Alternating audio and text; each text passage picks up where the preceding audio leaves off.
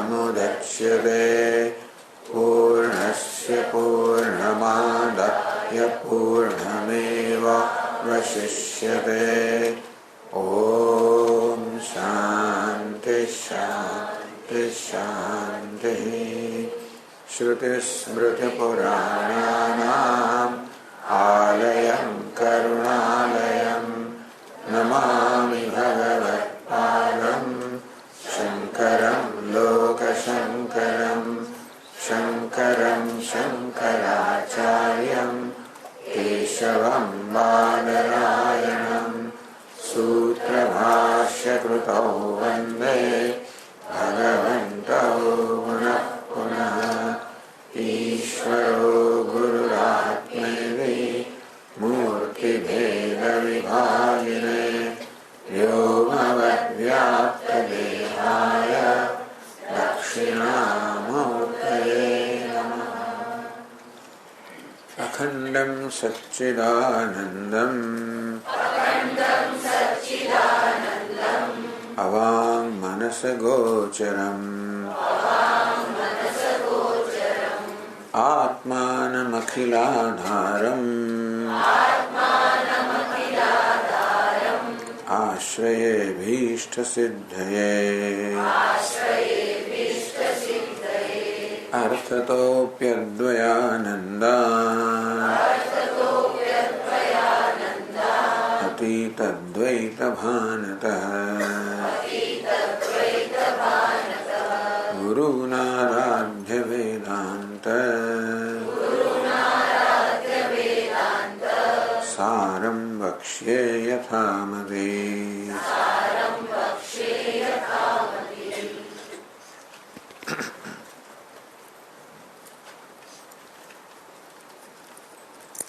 तो 181 पाना पर 12 ફકરામાં સમજાવ્યું તમઃ પ્રધાન વિક્ષેપ શક્તિમત અજ્ઞાન ઉપહિત ચૈતન્યમાંથી આ જગતનો સૃષ્ટિનો ઉદ્ભવ થાય છે. આ સિદ્ધાંત છે કે સૃષ્ટિનો ઉદ્ભવ ચૈતન્યમાંથી થાય છે. એટલે કે ચૈતન્ય આ જગતનું સત્ય છે. સૃષ્ટિનો ઉદ્ભવ જેમાં થયો હોય એ સૃષ્ટિનું આત્મા કહેવાય, સત્ય કહેવાય. જો સાંખ્ય લોકોના કહેવા પ્રમાણે પ્રકૃતિમાંથી સૃષ્ટિ ઉદ્ભવ થયો હોય, પ્રકૃતિ એટલે મેટર, તો આ જગતનું સત્ય પણ મેટર રહેવાનું, પ્રકૃતિ રહેવાનું, જળ રહેવાનું. આમાં જ વેદાંતની વિશેષતા છે કે આ જગતનું મૂળ જળ નથી. ભલે આપણને આ જગત જળ જણાતું હોય, ભલે સર્વત્ર તમોગુણની પ્રધાનતા જણાતી હોય, જે જણાતું હોય, પરંતુ આ બધાના મૂળની અંદર તો ચૈતન્ય છે, પરમાત્મા છે, બ્રહ્મ છે. કે નમું છું, વંદુ છું વિમલ મુખ સ્વામી જગતના. જગતનો સ્વામી છે ને વિમલ મુખ, નિર્મળ પવિત્ર મુખ વાળો, એવું છે સ્વામી જગતના. એટલે અગત્યની વસ્તુ એ છે કે વસ્તુ બહાર ગમે તેવી ભલે દેખાતી હોય, પણ ગર્ભમાં શું છે, એનું સાર તત્વ શું છે? વેદાંત કહે છે ચૈતન્યાત, ચૈતન્યમાંથી, ચેતનમાંથી, કોન્શિયસનેસમાંથી આ જગતનો ઉદ્ભવ થયો છે. પછી જેમ સમજાવો એમ સમજાવો. બીજા બધા જુદી દલીલ કરીને એવું પુરવાર કરવા માંગે કે તમારો ઉપનિષદો જ કહે છે કે ભાઈ જો આ પ્રકૃતિમાંથી જગતનો જન્મ થયો. ઘણી દલીલો એના માટે આપે કે પરમાણુમાં આ જગતનું મૂળ તો પરમાણુ છે, કોઈ કે આ જગતનું મૂળ તો શૂન્ય છે, કોઈ કે આ જગતનું મૂળ તો પ્રકૃતિ છે, 3 ગુણો છે. તો કે નહીં, આ જગતનું મૂળ તો ચૈતન્ય છે, પરમાત્મા છે, બ્રહ્મ છે. એટલે વેદાંતમાં એટલે કે ઉપનિષદમાં જ્યારે જ્યારે સર્જનનું વર્ણન આવે ત્યારે એમાં સર્જનને બહુ મહત્વ નથી, પણ જે કાંઈ છે એ બ્રહ્મ છે એ કહેવાનું તાત્પર્ય છે. જેમ કોઈ સોની આપણને વિગતવાર વર્ણન કરે, કેવી રીતે સોનાની લગડી, એમાંથી પહેલા કેવો એક સળિયો બનાવ્યો, એમાંથી તાર બનાવ્યો, એમાંથી પછી પેલી કડીઓ બનાવી, એમાંથી પછી કંઠી બનાવી. આ કોઈ ક્રમ છે. સોનાની લગડીમાંથી કંઠી જયારે બને ત્યારે એક ક્રમ બતાવે, નામ રૂપ બદલાય કરે. લગડી, એમાંથી સળિયો, એમાંથી તાર, એમાંથી કડી, એમાંથી કંઠી, આમ નામ રૂપ બદલાય કરે. અગત્યની વસ્તુ એ છે કે દરેક દરેક અવસ્થામાં એ સોનું જે છે. એટલે લગડી પેલો સળિયો બની ગઈ, લગડી જે સળિયો બની ગઈ એ તાર બની ગયો. ભલે એમ કે લગડીમાંથી સળિયો બન્યો કે સળિયામાંથી તાર બન્યો, સળિયો પોતે જ તારના રૂપમાં હવે અભિવ્યક્ત થાય. તાર છે એ જ કડીઓના રૂપમાં, એ કડીઓ છે એ જ કંઠીના રૂપમાં. એટલે બધા ક્રમ પરંપરા દ્વારા છેવટે સોનું જે કંઠીના રૂપમાં છે. કંઠીનો આકાર ગમે તેવો હોય, કોઈને ગમે અને કોઈને ના ગમે. ઘાટવાળી છે, જૂની ફેશનની છે, શું છે, પણ શું છે અગત્યનું સોનું છે. એટલે ભલે કંઠીના સર્જનની લાંબુ ચોડું વર્ણન કરવામાં આવે, પણ વર્ણનની પાછળ કંઠીને મહત્વ આપવાનું વર્ણન નથી, પણ પ્રત્યેક અવસ્થામાં એ સોનું જે છે અને કંઠી એ માત્ર સોનાની જ અભિવ્યક્તિ છે. એનું સત્ય સોનું જે છે એ કહેવાનું તાત્પર્ય છે. તેમ ભલે ઉપનિષદની અંદર સૃષ્ટિનું બધું વિગતવાર વર્ણન આવે, પણ દરેક અવસ્થામાં એમ કહેવામાં આવે કે આત્મામાંથી આકાશ ઉત્પન્ન થયું. એટલે શું સમજવાનું? આત્મા પોતે જ આકાશના રૂપમાં પ્રગટ થયો કે અભિવ્યક્ત થયો. આકાશમાંથી વાયુ તત્વ ઉત્પન્ન થયું તો આત્મા કે ચૈતન્ય જે આકાશના રૂપમાં છે એ જ હવે વાયુના રૂપમાં પ્રગટ થયો કે એનો આવિર્ભાવ થયો કે એનો અભિવ્યક્તિ થઈ.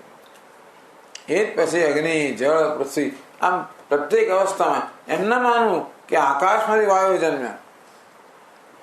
આકાશના રૂપમાં જે ચૈતન્ય છે એમાંથી વાયુ જન્મ્યા. એ જ ચૈતન્ય જે આકાશ રૂપ હતું એ જે વાયુ બની ગયું, અને એ ચૈતન્ય હવે વાયુના રૂપમાં છે. એ ચૈતન્ય અગ્નિના રૂપમાં છે, જળના રૂપમાં છે, પૃથ્વીના રૂપમાં છે, જગતના રૂપમાં છે. એટલે આપણે જગતમાં ગૂંચવાઈ જઈએ છીએ. આમ કેમ નામ કેમ નહીં, એવું આપણે ઘણા બધા પ્રશ્નો થાય. જગત તો એ તો થવાના જ, માયાનું સર્જન છે એટલે ભલે ભલા લોકો ચક્કર ખાઈ જાય કે સમજ જ ના પડે. એક બાજુ માણસો જાણે તમારા મિત્રો હોય, હસતા હોય, બધું કરતા હોય, ખાતા હોય, પીતા અને પાછળથી ખંજર મારતા હોય. સમજ ના પડે કે દુનિયા કેવી જે હોય તે ખરી. આ બધાનું મોક્ષ એમાં છે, ચૈતન્યમાં છે. એટલે આ બધા આપણે દ્રષ્ટિ હટાવી લઈએ એટલા માટે આવું કહેવામાં આવે. આ બધી માથાકૂટ છોડો. સદૈવ સૌમ્ય ઇદમ અગ્ર આસીત એકમેવા દ્વિતીયમ. ઉપનિષદ કહે કે આ સમગ્ર આ નામ રૂપાત્મક જગત છે એના સર્જન પહેલા એક અદ્વિતીય બ્રહ્મ હતું, ચૈતન્ય હતું. એ જ એક અદ્વિતીય સત કહો, ચિત્ત કહો, આનંદ કહો, એ જ આ જગતના રૂપમાં છે. એની જગતના નામ રૂપને એના દેખાવાને બહુ મહત્વ ના આપશો. પેલા ઘરેણાના દેખાવાને મહત્વ ના આપશો, એમાં આપણે ખોવાઈ જઈએ. કેવું બનાવ્યું છે ને, ઘાટઘોટું કરીને બનાવ્યું, આ કઈ જાતની ફેશન છે, કેવું જૂનવાણી છે વગેરે, એમાં આપણે ગૂંચવાઈ જઈએ ને. એ સોનું છે એ વસ્તુ તો આપણે ધ્યાનમાં આવે ને. તો દુનિયામાં આપણે એટલા બધા ગૂંચવાઈ જઈએ છીએ કે આમ કેમ નામ કેમ નહીં, નામ કેમ થયું, પેલું કેમ ના થયું, વગેરે વગેરે. એ પ્રશ્નો ખોટા છે આપણે નથી કહેતા. અને વ્યવહારમાં એનું પણ કંઈક હશે સ્થાન, એમાં એમાં જ ઘૂસવાયેલા રહીએ તો આપણે ચક્કર ફર્યા જ કરીએ. આ બધામાંથી આપણી દ્રષ્ટિ હટાવીને જે મૂળ વસ્તુ છે એના તરફ આપણી દ્રષ્ટિ, આપણું ધ્યાન દોરવા માટે આ બધું વર્ણન છે. આત્મા આકાશ સંભૂત, આત્મામાંથી આકાશનો ઉદ્ભવ થયો. હવે આત્મામાંથી આકાશનો ઉદ્ભવ કેમ થાય? આત્મા આકાશ બની ગયો તો કે નહીં, આત્મામાં તો એવું છે, ચૈતન્ય તો નિર્વિકાર છે, એ તો કશું બની જ ના શકે. તો આપ કહો છો ચૈતન્યમાંથી આકાશ તત્વનો ઉદ્ભવ થયો, પણ ચૈતન્ય તો પર્યાયમાં કોઈ પરિવર્તન આવે નહીં, નિર્વિકાર છે, માટે કેમ જ કહેવાય કે આ ચૈતન્ય આકાશના રૂપમાં ભાસી રહ્યું છે. આપણે કહીએ ને કે પેલા સર્પનો રજ્જુમાંથી ઉદ્ભવ થયો, પણ રજ્જુ તો જેવું ને એવું જ છે. તો પછી એમાં સર્પ જન્મ કેવી રીતે? આ રજ્જુ સર્પ રૂપે ભાસી રહ્યું છે. આનું નામ સર્જન. કોઈ વસ્તુ ખરેખરી બની અને ખરેખરું પરિવર્તન થયું એવું નથી. વસ્તુ જે એક છે એ માત્ર બીજી ભાષે છે. એટલે એના માટે કોઈ નિયમ નથી કે દોરડા એ સાપ રૂપે ભાસવું જોઈએ, જેમ ભાસવું એમ ભાષે. દોરડું માળા રૂપે ભાષે ને સાપ રૂપે ભાષે, એ કારણ કે અધ્યાય રૂપમાં કોઈ નિયમ જ નથી. પરિણામ હોય દોરડોમાં પરિવર્તન તો નિયમ બધા લાગુ પડે. આમાં તો કઈ જેને જેવી કલ્પના કરવી એ કલ્પના કરી શકે ને. જગત ભલે જળ દેખાતું હોય, દુઃખાત્મક દેખાતું હોય, અસત્ય દેખાતું હોય, છતાં પણ એના મૂળમાં સચ્ચિત આનંદ છે. આ જગતને જોઈને કોઈને એવી કલ્પના પણ ના આવે કે આના મૂળમાં કે આનું સત્ય આવું હશે. તદ્દન વિપરીત. પરમાત્મા સચ્ચિત આનંદ સ્વરૂપ છે, તો આ જગત તો તદ્દન વિપરીત છે. અસિત, અસત, અચિત અને આનંદ ઉલટું છે. પરમાત્મા સત્ય સ્વરૂપ છે, જગત તો મિથ્યા છે. પરમાત્મા ચૈતન્ય સ્વરૂપ છે, જગત તો જળ છે. પરમાત્મા આનંદ સ્વરૂપ છે, જગત તો દુઃખાત્મક છે. પરમાત્મા અદ્વિતીય છે, જગતમાં બધો ભેદભાવ જ છે. આવા જગતને જોઈને કોઈને કલ્પના સુદ્ધા ના આવે કે આ બધી વિષમતામાં, બધી વિવિધતામાં એકતા રહેલી છે. બસ આ મુખ્ય ઉપદેશ છે. વિવિધતામાં એકતા, વિષમતામાં સમાનતા. સમમ સર્વેષુ ભૂતેષુ તિષ્ઠન્તમ, સર્વેષુ વિષમેષુ ભૂતેષુ સમમ તિષ્ઠન્તમ. આ બધા વિષમ, આ સમાન જે બધા ભૂતો છે, પદાર્થો છે, એમાં જે સમાન રીતે રહેલું છે, એનો કોઈ પક્ષપાત નથી. સંતમાં પણ એ જ રહેલું હોય, શૈતાનમાં પણ એટલી જ માત્રામાં રહેલું હોય. જબ સૂર્ય દેવતા કોઈ પક્ષપાત ના કરે કે મારો ભક્ત છે માટે વધારે પ્રકાશ આપો અને પેલું દુષ્ટ છે માટે પ્રકાશ ના આપો, એનો પ્રકાશ એમ સમાન ઉપલબ્ધ હોય તેવી રીતે ભગવાન કે હું તો બધાને સમાન આધાર આપું છું. એવું પણ નથી કે જે સંતો હોય એમાં જ સચ્ચિદાનંદ છે અને દુષ્ટમાં નથી, બધામાં સરખો જ છે. જ્યાં જુઓ ત્યાં મળે એવું છે. જો બારીકાઈથી જોઈએ ને તો જેને આપણે શૈતાન કહીએ ને એમાં પણ એ સચ્ચિદાનંદ દેખાય. જરા અઘરું છે આપણા માટે, અઘરું છે. એટલે આપણને સારી સારી વસ્તુમાં જોવાનું કહેવામાં આવે. એટલે વિનોબા ભાવે કે પહેલા મિત્રમાં તો ભગવાનને જુઓ, પછી વાર લાગશે. શત્રુમાં જોવામાં જરા વાર લાગશે.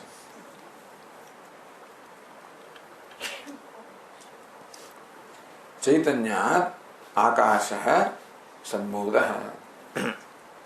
એમ કહેવાય ક્રમ બતાવ્યો. ક્યારેક એવું કે જેમ આપણે મુઠ્ઠીની અંદર પેલી મગફળી ફેંકીએ ને, એક સાથે બધી ફેંકાય ને, તો જગતનું સર્જન એક સાથે થઈ ગયું આવી રીતે કે ક્રમથી થયું. ઉપનિષદ કહે છે કે જગતનું સર્જન ક્રમથી થયું. સૂક્ષ્મમાંથી સ્થૂળમાંથી વધારે સ્થૂળમાંથી એ પ્રકારે ક્રમથી સર્જન થયું. આકાશ, વાયુ, અગ્નિ, જળ, પૃથ્વી. સાંખ્ય લોકો એમ માને કે એક સાથે થઈ ગયું બધા. તો આ વૈજ્ઞાનિક આમ જોવા જઈએ તો આ બધું આમ વૈજ્ઞાનિક હોય એવું આપણને ભાષે છે, બરાબર. પણ વૈજ્ઞાનિક હોય કે ના હોય એ આપણું પ્રયોજન જ નથી. આપણું પ્રયોજન વિજ્ઞાનમાં છે જ નહીં. આપણું પ્રયોજન શેમાં છે?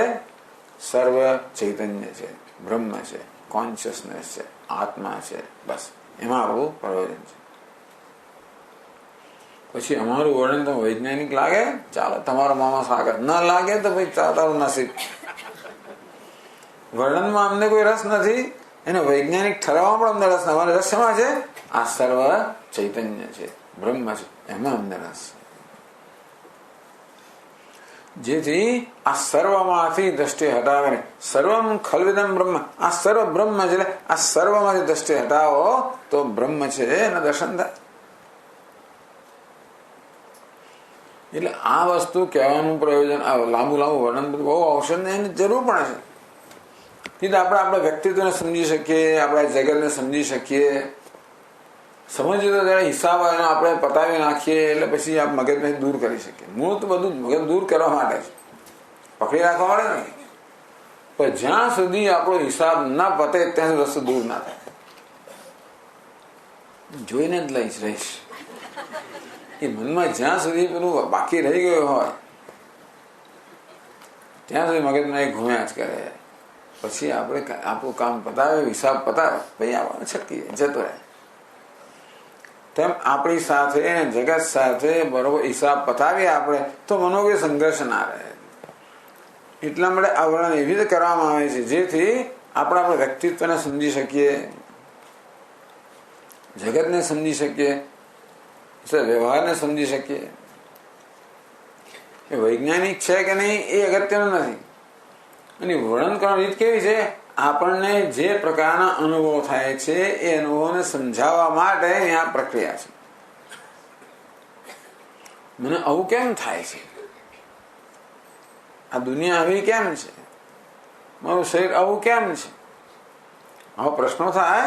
એ બધા પ્રશ્નના ઉત્તર માટે આ છે. આપણા મનમાં જન્મતા પ્રશ્નો નિરાકરણ થાય, મનમાં સમાધાન થાય તો પછી એ વસ્તુ આપણા મગજનો કબજો ના લે. તો આપણે પછી ધ્યાન જ્યાં દોરવું હોય ત્યાં દોરી શકીએ બ્રહ્મ પ્રત્યે. નહીં તો આની આ વસ્તુ મારા મગજને પકડી રાખે અને ખેંચી રાખે અને ક્યાંક ક્યાંય ઘસડી જાય. એટલે બીજી બધી વસ્તુઓ સાથે આવી રીતે સમાધાન કરવા માટે આ વર્ણન છે. હું સમજ્યો, હવે સમજ પડી ગઈ કે આમ કેમ છે, પેલું કેમ છે, સમજ પડી ગઈ. બસ ત્યારે હવે છોડો. આ બધું શેના માટે છે? છોડવા માટે છે. તો છોડવાનું આપણે માટે શક્ય બને, સરળ બને એ માટે આ બધું વર્ણન છે. હવે એટલે કહ્યું કે એતાનેવ સૂક્ષ્મ ભૂતાની તન્માત્રાણી અપંચીકૃતાની છે ઉચ્યંતે. તો સૌથી પહેલા જે પંચમહાભૂતનું સર્જન થયું એ પંચમહાભૂત અત્યારે એમની શુદ્ધ અવસ્થામાં છે, કોઈ મિશ્રણ થયું નથી. એટલે પ્રત્યેક મહાભૂત, આકાશ, વાયુ, પ્રત્યેક મહાભૂત એની શુદ્ધ અવસ્થામાં છે, સૂક્ષ્મ અવસ્થામાં. કારણ કે કારણમાંથી સૂક્ષ્મ અને સૂક્ષ્મમાંથી સ્થૂળ. સર્જનની આ પ્રકારની પ્રક્રિયા છે. કારણમાંથી સૂક્ષ્મ, સૂક્ષ્મમાંથી સ્થૂળ. જેમ કે સુષુપ્તિ એ કારણ અવસ્થા છે, સ્વપ્ન સૂક્ષ્મ અવસ્થા છે, જાગ્રત સ્થૂળ અવસ્થા છે. સુષુપ્તિમાંથી સ્વપ્ન, સ્વપ્નમાંથી જાગ્રત. કારણમાંથી સૂક્ષ્મ, સૂક્ષ્મમાંથી સ્થૂળ. એટલે પંચમહાભૂત જયારે પહેલા ઉત્પન્ન થયા કારણમાંથી, માયારૂપી કારણમાંથી, ત્યારે એ સૂક્ષ્મ અવસ્થામાં છે. એટલે કે આપણે જોઈ ના શકીએ, અનુભવી ના શકીએ. વ્યવહાર અક્ષમ, વ્યવહાર કરવાની જેવું વ્યવહાર ના થઈ શકે, આપલે કઈ થઈ ના થઈ શકે એવી સૂક્ષ્મ અવસ્થામાં છે. ક્યારેક એને સૂક્ષ્મ ભૂતાની સૂક્ષ્મ મહાભૂત કે, ક્યારેક એને તન્માત્રા કે. તન્માત્ર એટલે શુદ્ધ, શુદ્ધ આકાશ, એમ બીજું કઈ પણ મિશ્રણ નહીં. શુદ્ધ વાયુ, શુદ્ધ અગ્નિ, શુદ્ધ જળ, શુદ્ધ પૃથ્વી. તન્માત્રાણી કે. અપંચીકૃત, હજી એમનું પંચીકરણ થયું નથી, હજી એમનું પંચ મિશ્રણ થયું નથી. એ અવસ્થાને અપંચીકૃત અવસ્થા કે, સૂક્ષ્મ અવસ્થા કે, તન્માત્રા કે. આમ વેદાંતમાં જુદા જુદા સ્થળોએ જુદા જુદા શબ્દોનો પ્રયોગ આવે માટે અહીંયા આગળ આપણને કહેશે કે આવે જાતના નામ છે. અને કારણ કે કારણ કહો, પ્રકૃતિ કહો, માયા કહો, એમાં 3 ગુણ છે: સત્વ, રજસ અને તમસ. તેથી પ્રકૃતિના ગુણ છે એનું અનુસરણ કાર્યમાં પણ થાય. એટલે આ પ્રત્યેક પંચમહાભૂતમાં પણ સત્વ, રજસ અને તમસ 3 ગુણો છે. તમસ પ્રધાન, તમો ગુણની પ્રધાનતા છે, જડતાની પ્રધાનતા ખરી, પણ છતાં સત્વ રજસ પર કેટલીક માત્રામાં છે. તો હવે આગળ 185 પાના પર કહે છે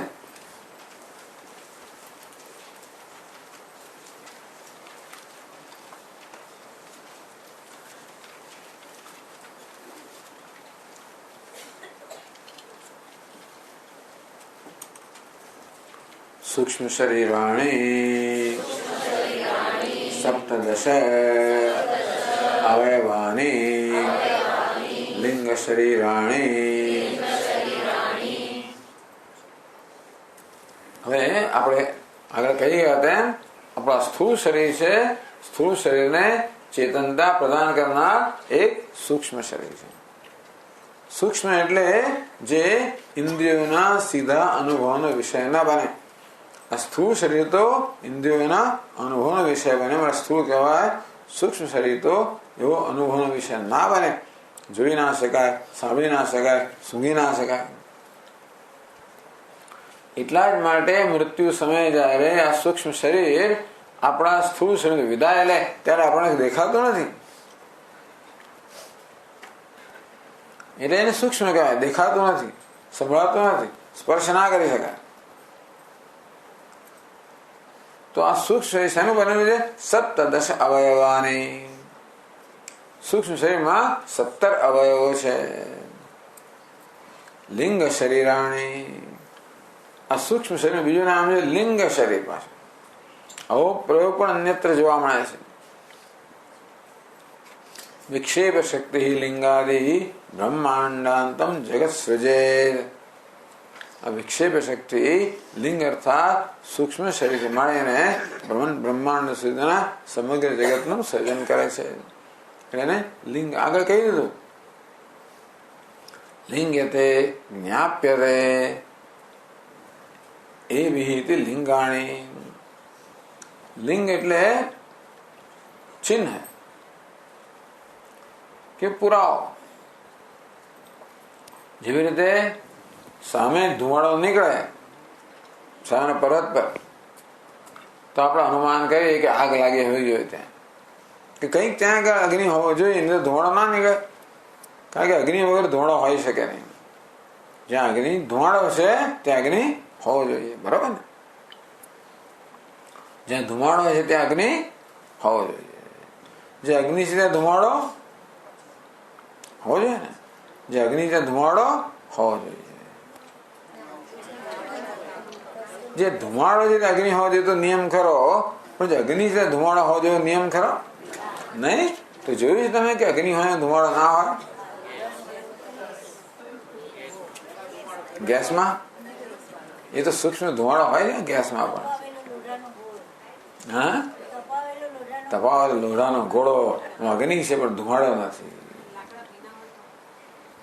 હા, ધુમાડાનું કારણ શું છે? લાકડામાં રહેલો ભેજ છે. એટલે ધુમાડો છે ત્યાં અગ્નિ આપણે છે જરૂર. અગ્નિ છે ત્યાં ધુમાડો છે એવું નિયમ નથી. એ ભેજ સહિત નો અગ્નિ હોય તો ત્યાં ધુમાડો હોય. ધુમાડાને કહેવાય લિંગ, ચિહ્ન, પુરાવો. શેના માટેનો? અગ્નિ હોવા માટેનો. આમ અગ્નિ આપણને સીધે સીધો દેખાતો નથી. અગ્નિ આપણને પ્રત્યક્ષ નથી, પરંતુ ધુમાડો છે એ અગ્નિના અસ્તિત્વને જણાવે છે.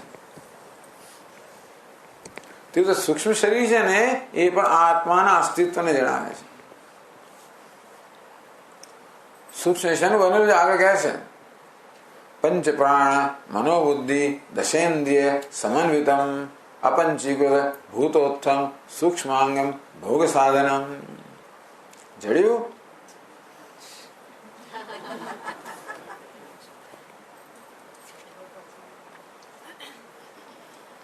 તદુત્તમ હવે કહેવામાં આવે છે. ક્યાં કહેવામાં આવ્યું છે? આ શ્લોક ક્યાંથી મેળવ્યો? પંચ પ્રાણ એટલે 5 પ્રાણ, મનોબુદ્ધિ મન બુદ્ધિ, દશેન્દ્રિય 10 ઇન્દ્રિયો, 5 જ્ઞાનેન્દ્રિયો, 5 કર્મેન્દ્રિયો, 5 પ્રાણ, મન અને બુદ્ધિ, આ પંચીકૃત આ સૂક્ષ્મ મહાભૂતમાંથી બનેલા 17 અવયવોનું આ સૂક્ષ્મ શરીર બનેલું છે. આ શ્લોક ક્યાંથી આવે છે? તત્વબોધમાંથી આવે છે. આ ચોપડી છે કે નહીં બધા પાસે? નથી? હા,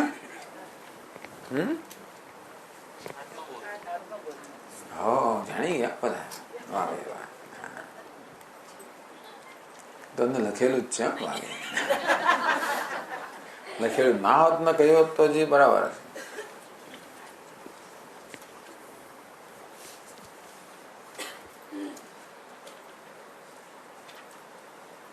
તો આ સૂક્ષ્મ શરીર ભલે સૂક્ષ્મ હોય પણ છે તો જડ, કારણ કે એ પંચમહાભૂતની ઉપજ છે.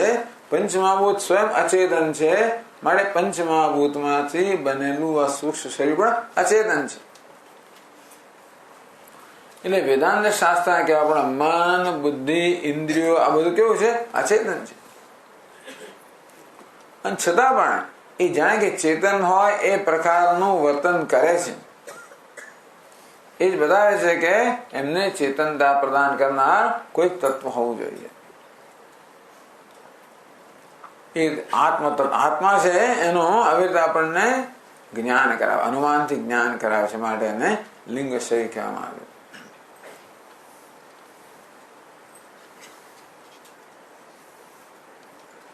પછી આગળ કહે છે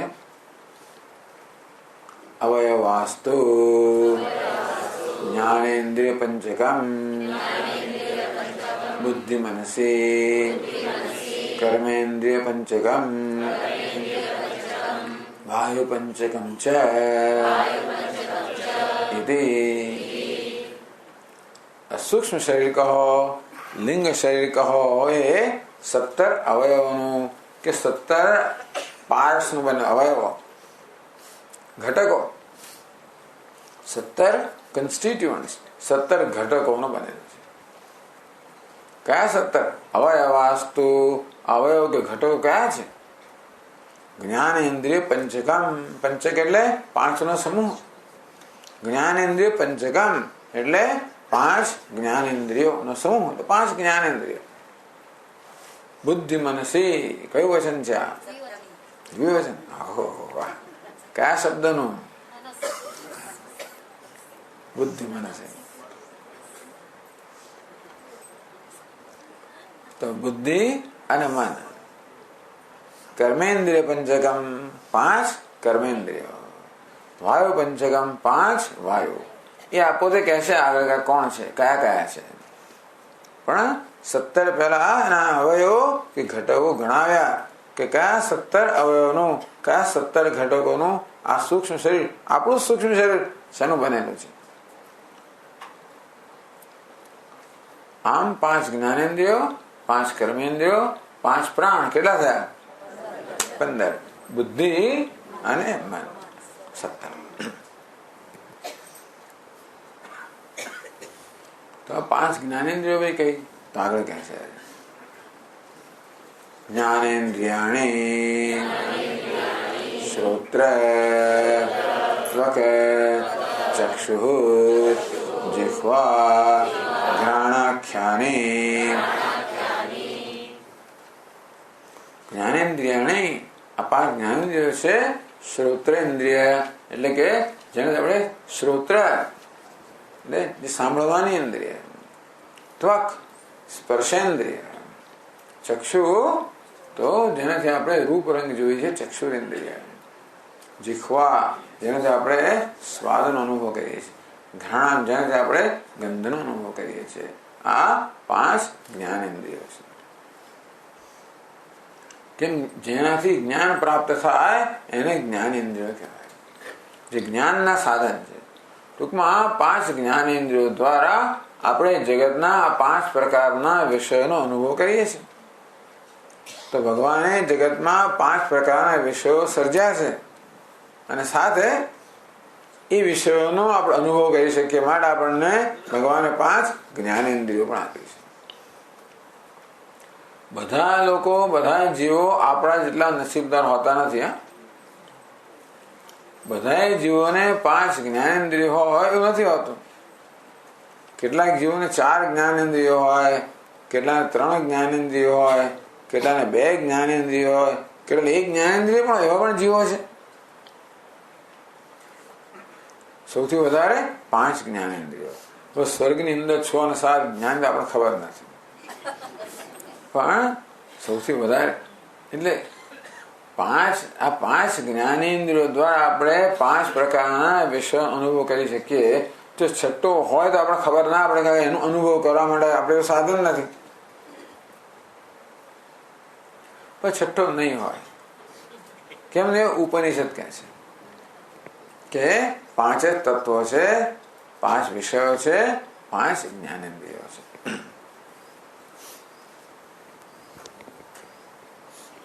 તો આ જ્ઞાનેન્દ્રિય ઉત્પત્તિ શમાય થઈ એ કહે છે આગળ, એતાની આકાશાદીના સાત્વિકાંશેભ્યઃ વ્યસ્તેભ્યઃ પૃથક પૃથક ક્રમેણ ઉત્પદ્યન્તે.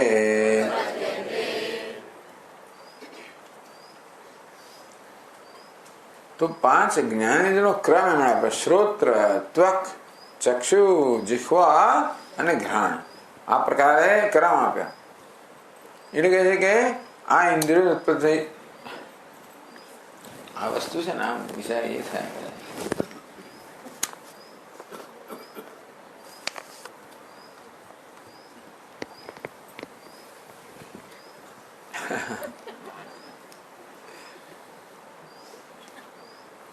તો આ 5 જ્ઞાનેન્દ્રિયો પંચમહાભૂતમાંથી ઉત્પન્ન થઈ.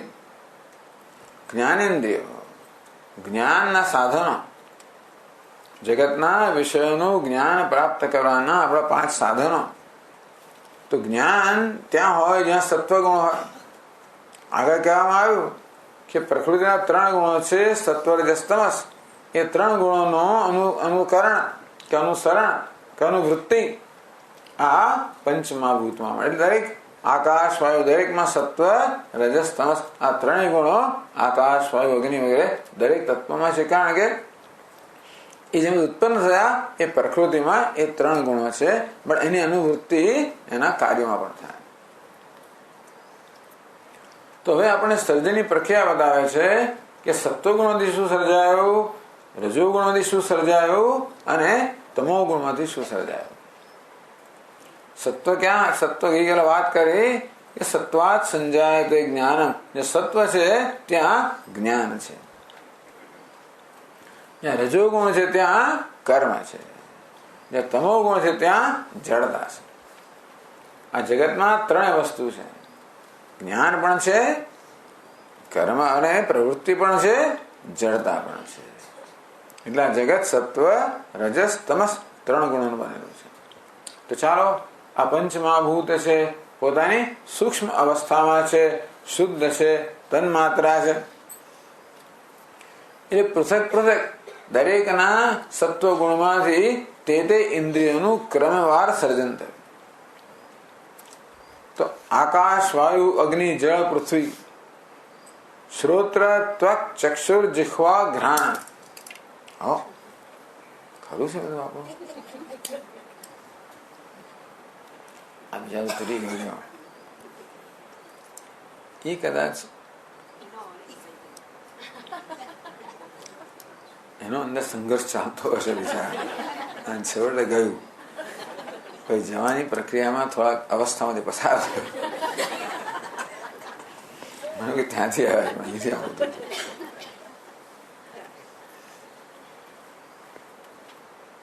એટલે આકાશના સત્વાંશમાંથી શ્રોત્રેન્દ્રિય, વાયુના સત્વાંશમાંથી ત્વગિન્દ્રિય, અગ્નિના સત્વાંશમાંથી ચક્ષુરેન્દ્રિય, જળના સત્વાંશમાંથી રસનેન્દ્રિય, પૃથ્વીના સત્વાંશમાંથી ઘ્રાણેન્દ્રિય. તો જે ક્રમમાં આપ્યું છે એ જ ક્રમ, એટલે આપણે બહુ વિચારવાની જરૂર નથી પડતી.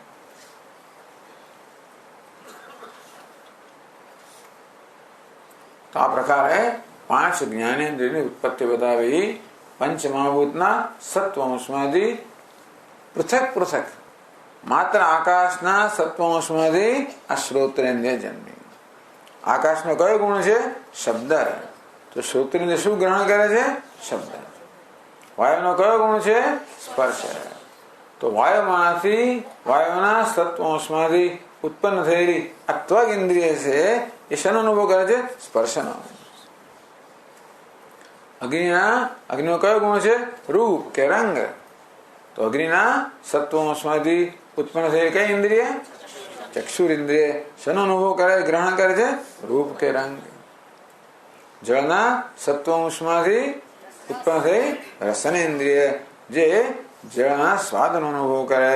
પૃથ્વીના સત્વાંશ ઉત્પન્ન થઈ ઘ્રાણેન્દ્રિય જે પૃથ્વીનો ગુણ છે ગંધ એને ગ્રહણ કરે. આ પ્રકારે એક સરસ સુમેળ છે વ્યષ્ટિ અને સમષ્ટિનો. એટલે કેવી રીતે આપણે સમગ્ર વિશ્વ સાથે કેવા સુંદર રીતે જોડાયેલા છે. ભગવાને એ જોડાણ માટે કેવી સરસ વ્યવસ્થા કરી આપી છે. આપણે બહુ આપણામાં ગૂંચવાઈ જઈએ એટલે આ બધું આપણા ધ્યાનમાં આવતું નથી કે કેવા આપણે સમષ્ટિ સાથે સદા જોડાયેલા છે. એટલે કે યથા બ્રહ્માંડે તથા પિંડાંડે, જે બ્રહ્માંડમાં છે એ પિંડમાં છે. તો જ્ઞાનેન્દ્રિય પંચકમ પછી શું કહ્યું? બુદ્ધિ મનસી. બુદ્ધિ અને મન. બુદ્ધિ કોને કહેવાય, મન કોને કહેવાય એની વ્યાખ્યા કરે છે. બુદ્ધિર્નામ નિશ્ચયાત્મિકા અંતઃકરણ વૃત્તિ, મનો નામ સંકલ્પ વિકલ્પાત્મિકા અંતઃકરણ વૃત્તિ. અંતઃકરણ આ શબ્દ ભાઈઓ, અંતઃ એટલે અંદરનું, તો બે કરણ એટલે સાધન. સાધક તમામ કરણ એટલે સાધન જેના વગર આપણે ચાલે નહીં, જેના વગર ક્રિયા થઈ ના શકે. તો જેવી રીતે આપણે આ શબ્દો સાંભળવા હોય તો મુખ્યત્વે કોની જરૂર પડે? શ્રોત્રેન્દ્રિયની. બીજું ઘણું બધું જોઈએ. શ્રોત્રેન્દ્રિય પણ જોઈએ અને મન પણ જોઈએ, બેઉ જોઈએ. શબ્દો કાન પર પડતા હોય પણ આપણે બેધ્યાન હોઈએ તો સંભળાય નહીં. એટલે આ શબ્દો સાંભળવા માટે શ્રોત્રેન્દ્રિય જોઈએ અને અંદર મન જોઈએ. આ શ્રોત્રેન્દ્રિય બહારનું સાધન છે, મન છે અંદરનું સાધન છે. અને બાહ્યકરણ કહેવાય, પેલાને અંતઃકરણ કહેવાય. અંગ્રેજીમાં જેને માઇન્ડ કહે છે એને અહીંયા આગળ અંતઃકરણ. અંતઃ એટલે અંદરનું કરણ, અંદરનું સાધન. એટલે બહારના અને અંદરના આ બે સાધનો મળીને આપણામાં જ્ઞાન જન્મે કે અનુભવ જન્મે. અંતઃકરણ છે કે નહીં એ પણ ચર્ચાનો વિષય છે. અન્યત્ર મનઃ અહુઅમ ના દર્શમ ના શ્રૌષમ. તો નૈયાયિક લોકો છે ને એ તો બધી વસ્તુઓ અનુમાનથી સિદ્ધ કરતા હોય છે. મન તો આપણે જોઈ શકતા નથી ને, એટલે આપણું મન છે એ કેવી રીતે નક્કી થાય? અનુમાનથી નક્કી થાય. એક માણસ રસ્તાની બાજુમાં બેઠેલો છે અને લુહાર છે. એ વખતે એક બાણ ઘડી રહ્યો છે. એ ઘડવાની ક્રિયામાં એટલો બધો એકાગ્ર છે, વ્યસ્ત છે કે એને આજુબાજુ કશાનું ભાન જ નથી. કેવો મોટો સમાધિમાં છે એના કર્મમાં કે રાજાની સવારી પસાર થઈ, હાથી અને ઘોડા અને કેટલી બધી વસ્તુ પસાર થઈ. કોઈને પૂછ્યું કે રાજાની સવારી પસાર થઈ તે જોઈ? તો કે નહીં, હું તો બેધ્યાન હતો, મેં તો જોઈ નહીં. અન્યત્ર મનઃ અહુવમ, મારું મન બીજે હતું. આપણે ગુજરાતમાં કે બે ધ્યાન હતો. એટલે મારી સામેથી આ સવારી પસાર થઈ, મેં તો જોઈ નહીં. એટલે જોયું તો નહીં, કઈ વાંધો નહીં. બધા ડંકા ઢોલ નગારા વાગતા સાંભળ્યું કે નહીં? તો કે નહીં, અન્યત્ર મનઃ અહુવમ ના શ્રૌષમ, મારું મન બીજે હતું. બીજે હતું એટલે બીજે અહીંયા હતું, એના કર્મ હતું, અને ત્યાં નહોતું. અન્યત્ર એટલે શું? સાંભળવામાં નહોતું, સાંભળવાથી અન્યત્ર હતું, પોતાના કામમાં હતું. એટલો બધો પોતાના કામની અંદર એ રત થઈ ગયો હશે કે આ બધા ઢોલ નગારના અવાજો સુદ્ધા સંભળાયા નહીં. એને એ બતાવે છે કે મન નામની વસ્તુ હોવી જોઈએ, કે માત્ર શબ્દો કાન પર પડે તો સંભળાયો નિયમ નથી. એની જોડે જોડે બીજું કશું હોવું જોઈએ, મન હોવું જોઈએ, તો સંભળાય. અથવા તો વસ્તુ આપણી આંખ પર આ કિરણો આવે, દેખાયો નિયમ નથી, મન હોય તો જ આપણે જોઈ શકીએ. આ રીતે મનનું હોવા આપણું આ લોકો નક્કી કરે છે. શેનાથી? આવા તર્કથી, અનુમાનથી.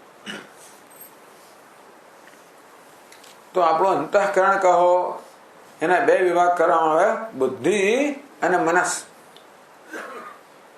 તો અંગ્રેજીમાં માઇન્ડ કહે અને આપણે અંતઃકરણ કહીએ, અંદરનું કરણ. એના મુખ્ય બે વિભાગ કરવામાં આવ્યા, બુદ્ધિ અને મનસ. તો આપણું વ્યક્તિત્વ પણ એમ કહી શકાય કે આ મુખ્યત્વે આપણું વ્યક્તિત્વ બે પ્રકારનું છે મનના સ્તરે. એક તો વિચારશીલ વ્યક્તિત્વ અને બીજું લાગણીશીલ વ્યક્તિત્વ. આપણે લાગણીશીલ વ્યક્તિઓ છીએ, ઓછી વધતી માત્રામાં હોય. કોઈમાં ઓછી હોય, કોઈના વધારે હોય. કોઈને જરાક વારમાં આંખમાં આંસુ આવી જાય, કોઈને કશું ના થાય, પણ છતાં ઓછી વધતી માત્રામાં હોય. પણ દરેક આપણે કહેવાય છે લાગણીશીલ વ્યક્તિત્વ છે. બીજું વિચારશીલ કે બૌદ્ધિક વ્યક્તિત્વ છે. એટલે આપણા અંતઃકરણના બે મુખ્ય વિભાગ કરવામાં આવ્યા. મનસ એટલે કે લાગણીશીલ વ્યક્તિત્વ કહો, બુદ્ધિ એટલે વિચારશીલ વ્યક્તિત્વ. બુદ્ધિમાં જ્ઞાન અનુભવ કરીએ, મનમાં લાગણીનો અનુભવ કરીએ. એ લાગણી પછી બુદ્ધિથી વિચારનો વિષય નથી, એ તો અનુભવનો વિષય છે. અને પેલો બુદ્ધિની વસ્તુ એ અનુભવનો વિષય, એ સમજવાનો, એક સમજવાનો વિષય છે, બીજો અનુભવવાનો વિષય છે. એટલે બુદ્ધિ અને મનસ, સંસ્કૃત મનસ કહેવાય. આ બે પ્રકારની વૃત્તિઓ મુખ્યત્વે આપણા વ્યક્તિત્વમાં. એની વ્યાખ્યા આ લોકો જુદી રીતે કરતા હોય છે. મનની વ્યાખ્યા કેમ, મનસની વ્યાખ્યા કરી, સંકલ્પ વિકલ્પાત્મિકા અંતઃકરણ વૃત્તિ. આપણું મન જયારે સંકલ્પ વિકલ્પ અવસ્થામાં હોય, એ અવસ્થાને, અંતઃકરણની અવસ્થાને મનસ કહે છે. એ અંતઃકરણ જયારે નિશ્ચયની અવસ્થામાં આવે ત્યારે બુદ્ધિ કહે છે. આવી વ્યાખ્યા કરી. આ તો બહુ સામાન્ય વ્યાખ્યા છે, એટલે એમાં જ બધું કઈ સમજાવી જતું, એ દ્વારા બધું ના સમજાય. છતાં પણ આપણા સામાન્ય રોજ બરોજના આપણા જે અનુભવો છે ને એના પર કહેવામાં આવ્યું કે આપણા મનમાં કશી વસ્તુ માટે નિશ્ચય જન્મે એ પહેલા આપણું મન ઘણી અવઢવમાંથી પસાર થતું હોય છે. કે ભાઈ મુંબઈથી હવે જવું છે આપણે ઋષિકેશ, ટ્રેનમાં જઈએ કે પ્લેનમાં જઈએ? પ્લેનમાં જઈએ તો આટલો ખર્ચો થાય, ટ્રેનમાં જઈએ તો આટલું સસ્તું પડે, પણ ટ્રેનમાં જઈએ તો એક દિવસ વધારે થાય. એક દિવસ હું ધંધા પર જઉં તો મારી આટલી આવક થાય, તો પછી ગણતર કરીએ તો ટ્રેનમાં જવું કે પ્લેનમાં જવું. એટલે પહેલા ના ટ્રેનમાં જવું જોઈએ, પ્લેનમાં નહીં, બહુ ખર્ચો થાય. ના પ્લેનમાં જઈએ, ટ્રેન બહુ અગવડ, આજકાલ ટ્રેનમાં અગવડ બહુ વધી ગઈ છે. ના પણ ટ્રેનમાં સાથે જવાય બધાથી, અને સરસ એક દિવસ ગાળવાનો મળે, ગીતાનું પારાયણ થાય, નાસ્તા પાણી થાય, ચા પાણી થાય, મજા આવે. પણ ટ્રેનમાં નાવાનું ના મળે, નાયા વગર ચા ના પીવાય, એટલે આપણે પ્લેનમાં જતા રહે. આવી રીતે નિર્ણય પર આવતા પહેલા મનમાં આમ કરીએ તો આમ કરવું, ના પેલું કરવું જોઈએ, ના આમ કરવું છે, ના પેલું કરવું જોઈએ. લગભગ કોઈ પણ નિર્ણય પર આવતા પહેલા આપણું મન આ પ્રકારની અવસ્થામાંથી પસાર થતો હોય. સંકલ્પ ટ્રેનમાં જવું જોઈએ, વિકલ્પ ના પ્લેનમાં જવું જોઈએ. પછી પછી બીજો લાભ દેખાય, ના સંકલ્પ ના ટ્રેનમાં આમ બીજો લાભ દેખાય, વિકલ્પ. સંકલ્પ વિકલ્પ આ પ્રકારની અવસ્થાઓની પહેલા પસાર, પછી નિર્ણય થાય ના હું તો પ્લેનમાં જવાનો છું, નિશ્ચય થઈ ગયો. આ નિશ્ચય થતા પહેલા આપણું મન આ પ્રકારની જે એને સંકલ્પ વિકલ્પાત્મિકા એટલે એ અવસ્થાને મન કહેવામાં આવ્યું. અહીંયા નિશ્ચય કરી ત્યારે અંતઃકરણની અવસ્થાને બુદ્ધિ કહેવામાં આવે. આ વ્યાખ્યા બધે જોવામાં આવશે, પણ માત્ર આટલાથી કે બધું સમજાય નહીં. ખરેખર તો આ મન આપણું છે એ લાગણીશીલ વ્યક્તિત્વ છે. મન મના ભવ મદભક્ત મધ્યાજી મામ નમસ્કુરુ. ત્યાં મનનો અર્થ બુદ્ધિ થાય છે. તારી બુદ્ધિ પણ મારામાં જોડ અને તારા મનને, તારા હૃદયને મારામાં જોડ. એટલે હેડ અને હાર્ટ, અંગ્રેજીમાં એવું કહે, હેડ અને હાર્ટ. બીજું રીતે કહે લેફ્ટ બ્રેઇન રાઈટ બ્રેઇન. આપણું મગજ છે ને, ડાબુ મગજ છે એ હંમેશા કેવું તર્ક કરવામાં, વિચાર કરવામાં, જાણવામાં એ બધામાં બહુ કુશળ હોય. અને જમણી બાજુનું મગજ છે એ લાગણીના સ્તરે, અનુભવના સ્તરે, પ્રેરણાના સ્તરે, ઇન્ટ્યુશનના સ્તરે એની કુશળતા હોય. એમ કહેવાય કે આ પુરુષનું લેફ્ટ બ્રેઇન જરા વધારે ડેવલપ થયું હોય અને સ્ત્રીઓનું રાઈટ બ્રેઇન ડેવલપ થયું. હવે હું બોલ્યો એક વાર ત્યાં અમે ત્યાં સૈલસબર્ગમાં જે લોકો તૂટી પડ્યા, બોલવાની ખૂબ ભૂલી ગયો હું તો ખરેખર. તમે શું કહ્યું? હું ઓલી એમને વખાણ કરતો હતો સ્ત્રીઓના, જે એમને લાગ્યો અને પેલા નથી. એટલે કે અમે લાગણી છે શું વાત કરો છો? અમારી બુદ્ધિ નથી? વિચાર ના ભાઈ, મારવા બુદ્ધિ નથી.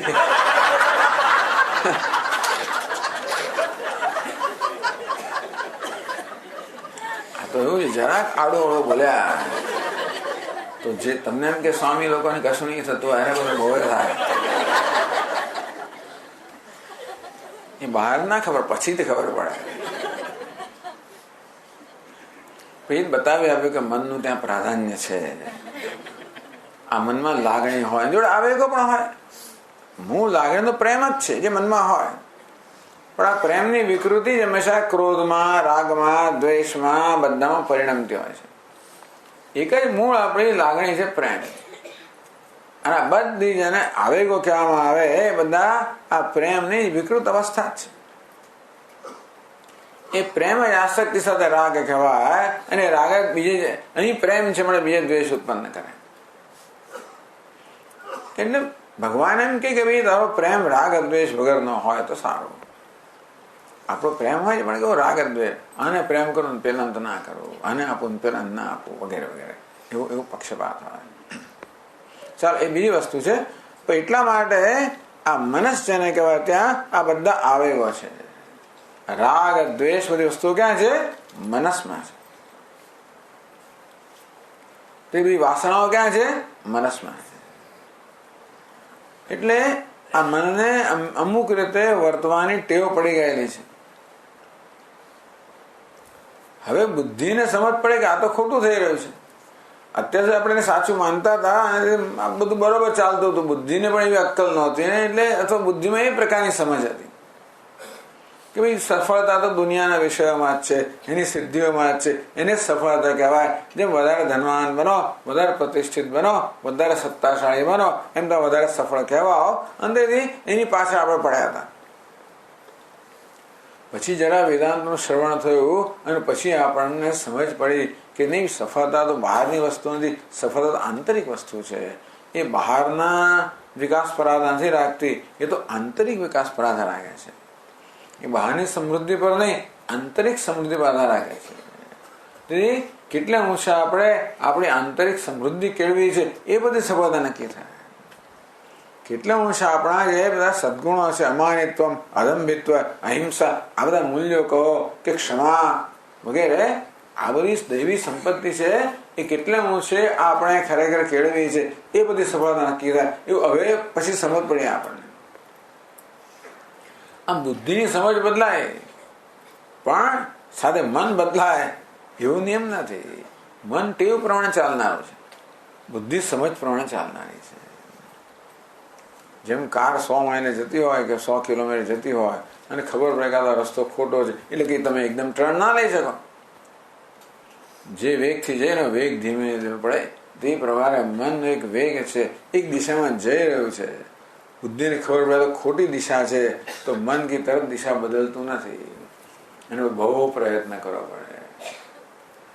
મન એની જૂની ટેવથી લાવે કે મારે આમ કરવું છે. બુદ્ધિ નવી આપણી સમજથી પાછી આપણાને મનને સમજાવે, પાછું લાવે, પાછું સમજાય, પાછું આવે, એ તો આવ્યા જ કરે.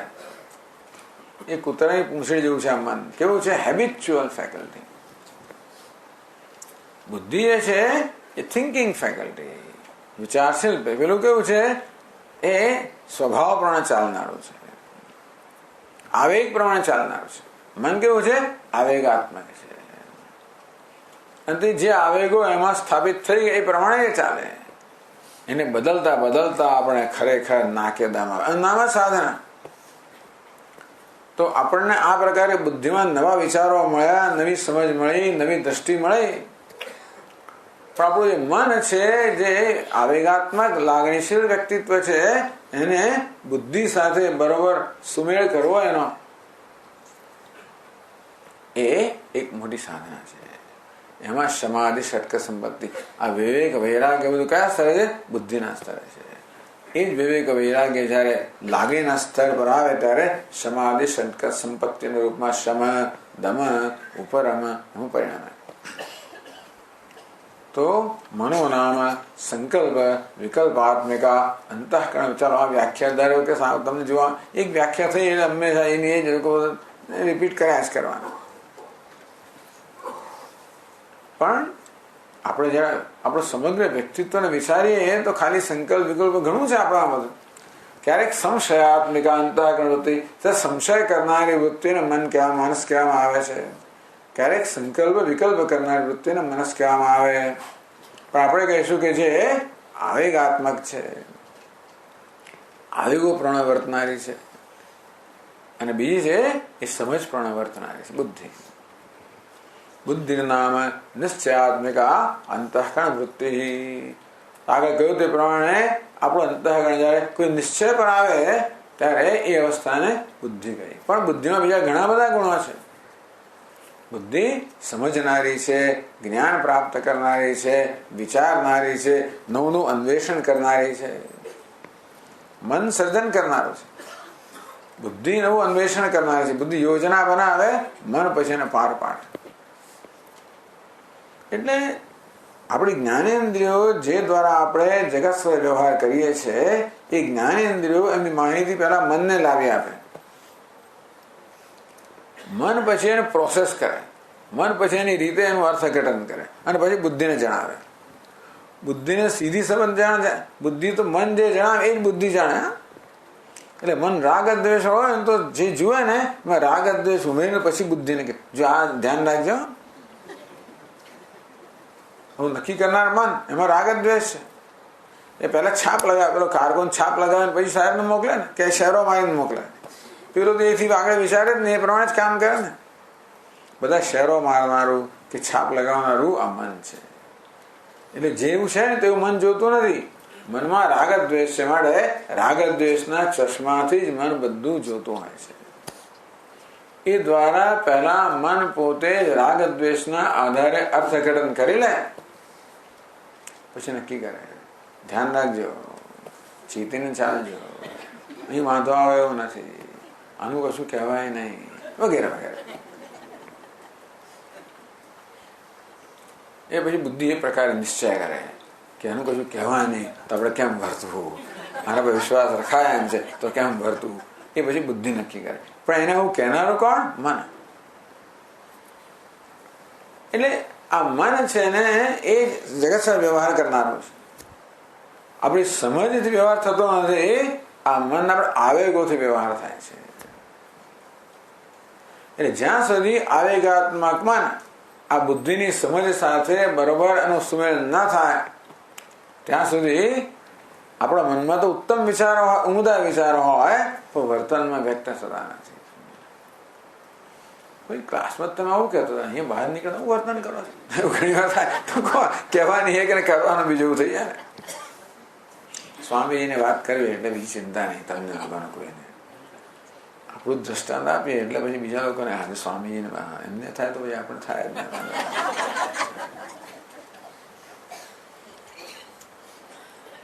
આમ બુદ્ધિ અને મન, તેથી પહેલા શ્રવણ દ્વારા, શાસ્ત્રોના અધ્યયન દ્વારા બુદ્ધિમાં પરિવર્તન આવે, બુદ્ધિની સમજમાં પરિવર્તન આવે કે જગત સત્ય નથી, જગત મિથ્યા છે.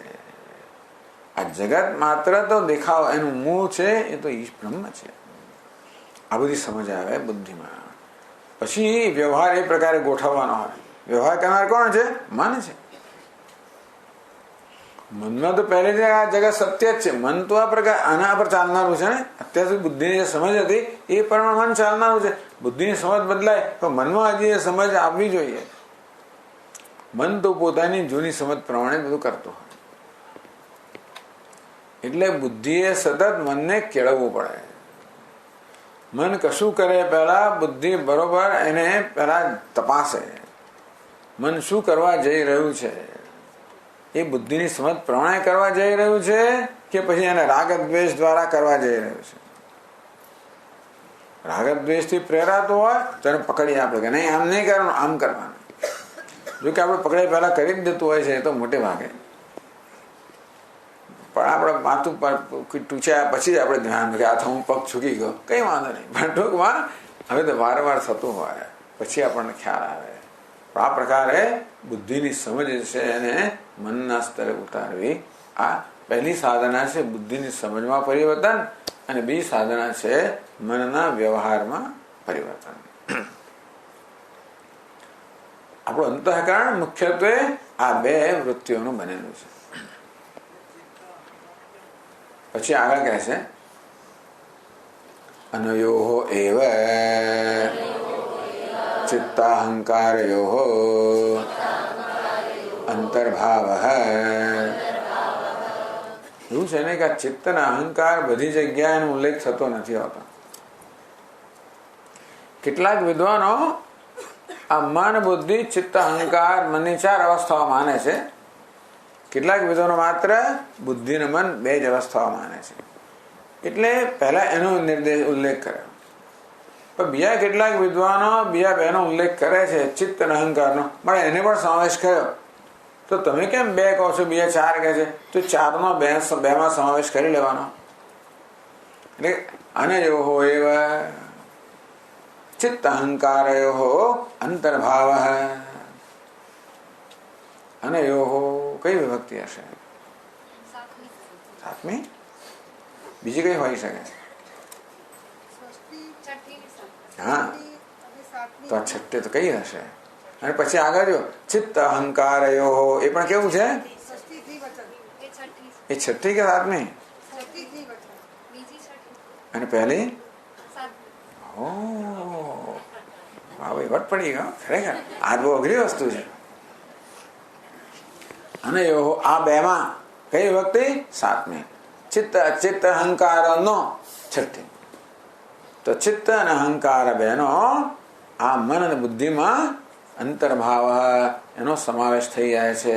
એટલા માટે 4 ને બદલે 2 કહ્યું તો ચાલે. પણ તમારે 4 માનવી હોય તો પછી શેમાં કોનો સમાવેશ કરવો એમાં પ્રશ્ન થાય છે. તેમ કહે કે બુદ્ધિમાં ચિત્તનો સમાવેશ કરવાનો. એની વ્યાખ્યા કરી નથી, પરંતુ અનુસંધાનાત્મિકા અંતઃકરણ વૃત્તિ ચિત્તમ. ટૂંકમાં આપણે બુદ્ધિથી વિચાર કરીએ છીએ, મનથી લાગણી અનુભવીએ છીએ, જોડે જોડે આપણે સ્મરણમાં કરતા હોઈએ. પૂર્વના અનુભવ જે હોય એને સંસ્કાર જે આપણે રહી ગયા હોય એ પછી આપણે સ્મૃતિ કે સ્મરણ કરીએ. આ સ્મરણ પણ એક અગત્યની વસ્તુ છે. માટે ક્યારેક એને જુદું ચિત્તમ એટલે અનુસંધાનાત્મિકા, પૂર્વ અનુભવનું અનુસંધાન થાય એ સ્મરણ છે, એને ચિત્ત કહેવામાં આવે, એ વૃત્તિને. અને અહંકાર જે પોતાનો મેં હું કરું, હું આમ છું, હું તેમ છું, હું સ્વામી છું, હું સાહેબ છું, હું માલિક છું, મારું કયું થાય, આ કોણ છે? અહંકાર. આમ જે પોતાનો અહમ સ્થાપિત કરતો હોય એ વૃત્તિને અહંકાર કહેવાય. સ્મરણ થતું હોય ત્યારે ચિત્ત કહેવાય. લાગણી અનુભવ થાય ત્યારે મન કહેવાય. સમજ હોય ત્યારે બુદ્ધિ કહેવાય. આ પ્રકારે ચાર મનોબુદ્ધિ અહંકાર ચિત્ત. મન, બુદ્ધિ, અહંકાર અને ચિત્ત આવી ચાર જુદી વસ્તુ નથી. એક જ અંતઃકરણની ચાર અવસ્થાઓ છે. એટલે એ કહે છે એક જ માણસ પાચક કહેવાય, પાઠક કહેવાય. પાઠ કરતો ત્યારે પાઠક કહેવાય. પાચક ક્યારે કહેવાય? રસોઈ કરતો હોય ત્યારે પાચક કહેવાય. પછી ડ્રાઇવિંગ કરતો હોય ત્યારે ડ્રાઈવર કહેવાય. શિક્ષણ આપતો ત્યારે ટીચર કહેવાય. અરે પ્રત્યય લાગે ને અંગ્રેજીમાં. Teacher, driver, reader, cooker. Cooker કહેવાય કે ના કહેવાય? શું કહેવાય? કુક. બધી ભાષામાં આવા અપવાદો હોય છે. આ બધો કોઈ પ્રત્યય થઈ ગયો और આવ્યું અને જતું રહ્યું છે ખરું. કુકની અંદર અર એટલે રસોઈ કરનાર, એવું કરનાર છે પણ દેખાતો નથી. એક જ વ્યક્તિ જેવી રીતે જુદા કર્મ કરતી હોય તો એને જુદા નામ પડે ને. કોઈ માં કહે, કોઈ દીકરી કહે, કોઈ સાસુ કહે, કોઈ પત્ની કહે. એક જ વ્યક્તિ છે પણ ચાર પ્રકારના વેશ ભજવે છે માટે એના ચાર નામ પડ્યા. અનેક નામ પડે. તો મન આ પ્રકારે ચાર પ્રકારના કાર્ય કરતો હોવાને કારણે આ બધા કાર્યથી ફંક્શનલ નેમ્સ, કર્મ નામાની, જે પ્રકારનું કર્મ કરે એ પછી નામ પ્રાપ્ત થતું હોય. એક જ અંતઃકરણ એની ચાર અવસ્થાઓ, આ ચાર અવસ્થાઓ કહો, ચાર વૃત્તિઓ કહો, એના આ પ્રકારે ચાર નામ આપવામાં આવ્યા.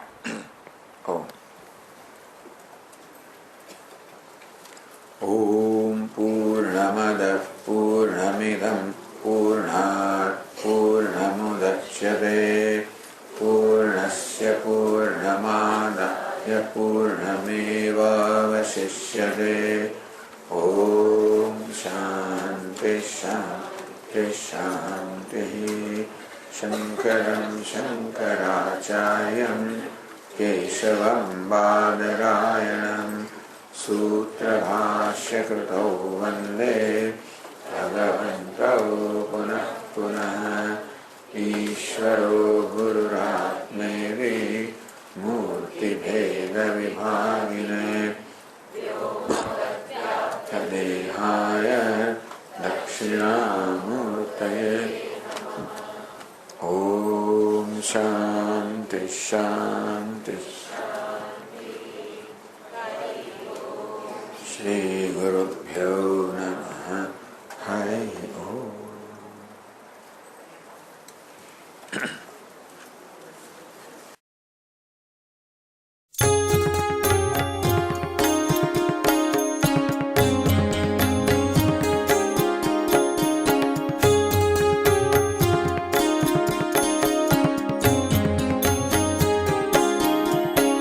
मनोबुद्ध्यहङ्कार चित्तानि नाहं न च श्रोत्रजिह्वे न च घ्राणनेत्रे न च व्योमभूमिर्न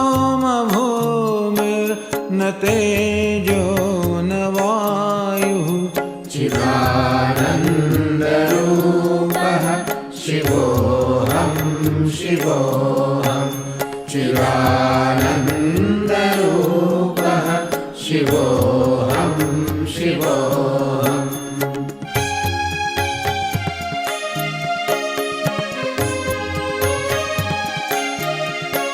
न च प्राणसंज्ञो न वै पञ्चवायुः न वा सप्तधातुर्न वा पञ्चकोशः न वा पाणिपादं न चोपस्थपायु.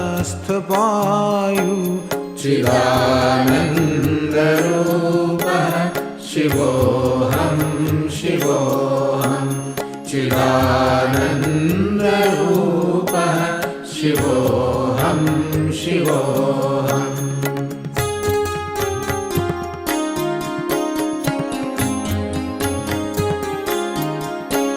न मे द्वेषरागौ न मे लोभमोहौ मदो नैव मे नैव मात्सर्यभावः न धर्मो न चार्थो न कामो न मोक्षः चिदानन्दरूपः शिवोऽहं शिवोऽहं चिदानन्दरूपः शिवोऽहं शिवोऽहम्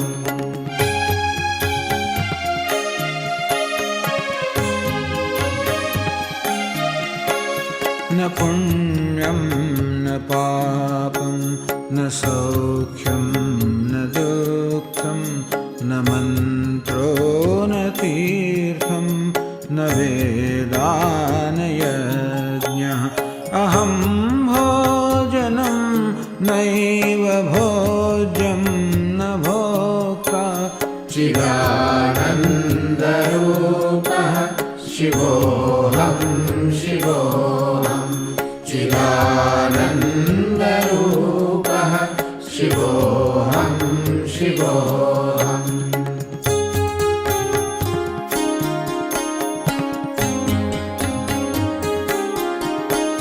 न मे मृत्युशङ्का न मे जातिभेदः पिता नैव मे नैव माता न जन्म न बन्धुर्न मित्रं गुरुर्नैव शिष्यः चिदानन्दरूपः शिवोऽहं शिवोऽहं चिदानन्दरूपः शिवोऽहं शिवोऽहम्